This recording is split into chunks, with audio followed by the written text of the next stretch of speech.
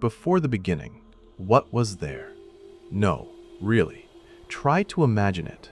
Don't just picture blackness, because that's a color. Don't imagine silence, because silence is the absence of sound. What we are talking about is the absence of absence itself. No space, no time, no light, no dark, no concepts to even define what wasn't there. It is a thought that can break your mind if you let it. And it is here, in this impossible, indescribable non-place, that our story begins. Welcome to Olympus, a divine history. We are going back before the gods you know, before the titans who birthed them, before the very earth was firm beneath your feet. We are going back to the first, and perhaps the only, true mystery. The ancient Greeks had a word for this primordial state: chaos. Now, when we hear the word chaos today, we think of, well, a mess. A teenager's bedroom, a traffic jam, a political debate. We think of disorder, a jumble of things that should be neat. But for the Greeks, chaos was something far more profound. The word itself comes from kasko, which means to yawn or to gape.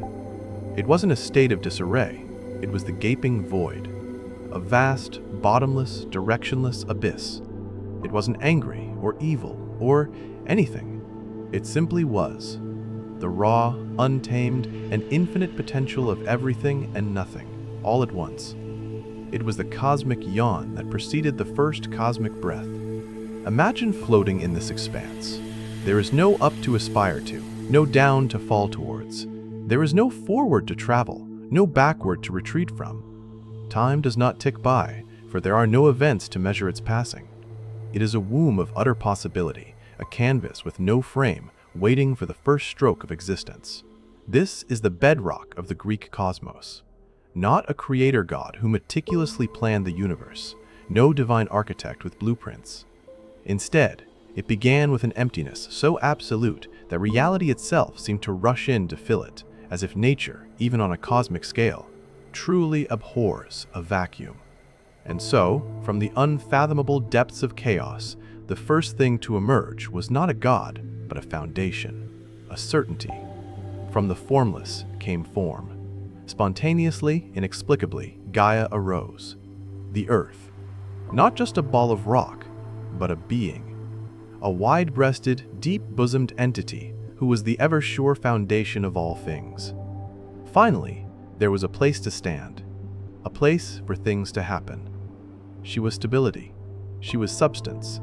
She was the stage upon which the entire divine drama would unfold. Her emergence was the universe's first declaration: I am here. But for every foundation, there must be a depth. And so, almost as Gaia's echo, another being emerged from the void. Far beneath her, in the deepest recesses imaginable, came Tartarus, the pit. If Gaia was the stage, Tartarus was the grim, dark cellar beneath it. A place as far below the earth as the earth was below the heavens that did not yet exist. This was not a realm of punishment yet, not the prison it would later become. In this beginning, Tartarus was simply the bottom. A gloomy, terrifying, and necessary counterpart to the life-giving earth, a primordial anchor in the infinite abyss. The universe now had a top and a bottom, a place to be and a place below. But it was static, inert. It needed a spark, a driving force. And that force was the third being to emerge from chaos, and perhaps the most important of them all: Eros. Now, clear your mind of the chubby, winged baby with a bow and arrow.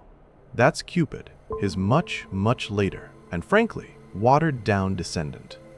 The primordial Eros was something else entirely. He was not the god of love. He was the principle of it.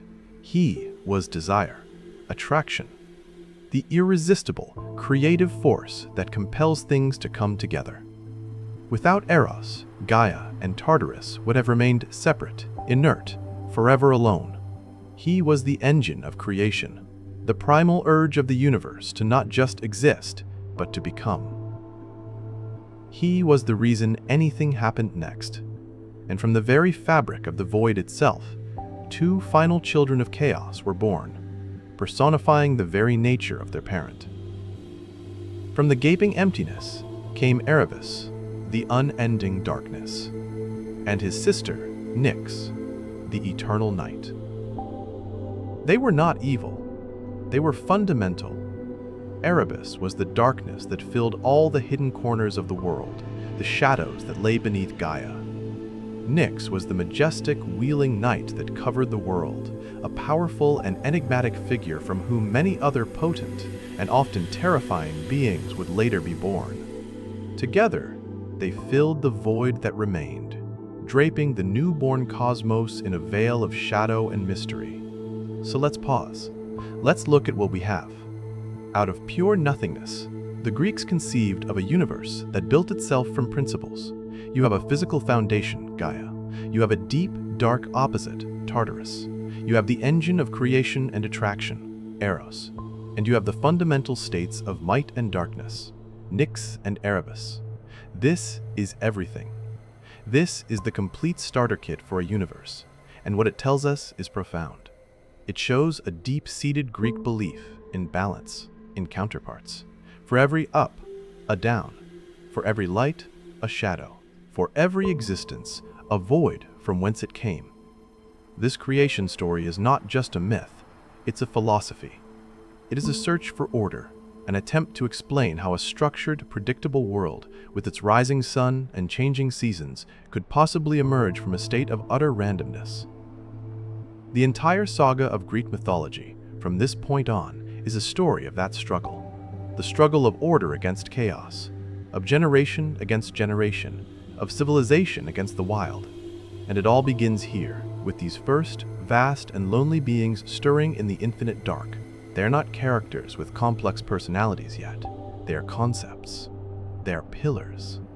They are the laws of physics given form and name, waking up for the very first time.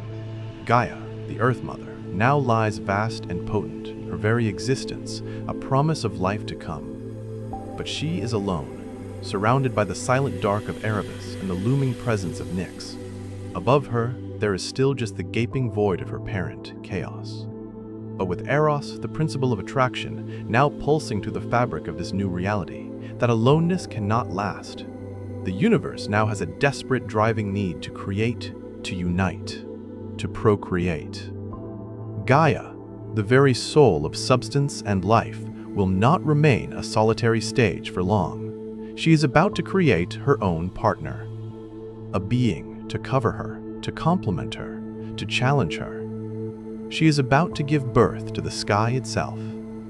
The age of the primordials is just beginning. The first family is forming, and with it will come the first love, the anachronism, and, inevitably, the first betrayal. The cosmic story has just been born.